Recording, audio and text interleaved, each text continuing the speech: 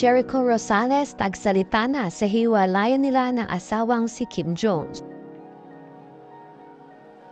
Nakakalungkot isipin na meron na namang isang celebrity couple ang tila ba humahabol ngayon sa hiwalayan sa showbiz industry. Isang blind item kasi mula kay Mama Ogs ang talaga namang pinag-uusapan ng matindi at pinag-iisipan ng mga netizens ngayon.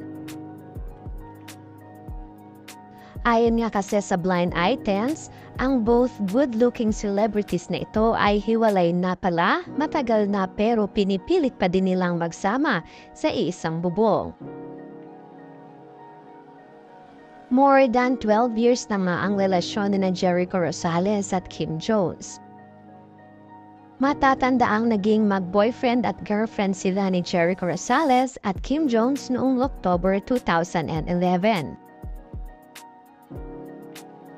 At nagpasya silang magpakasal noong 2014.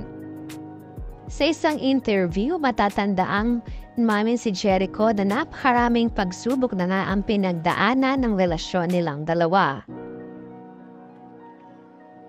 Kasama na rin dito ang hindi pagkakaroon ng anak.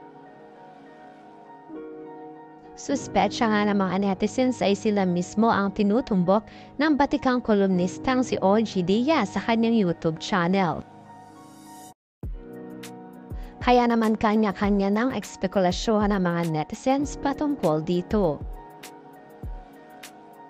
Nakakalungkot mang isipin dahil marami ang nag-aakala, pati na rin si Mama Ogs na maayos ang pagsasama ng celebrity couple na ito at ini-enjoy lang nila ang kanilang pagiging couple.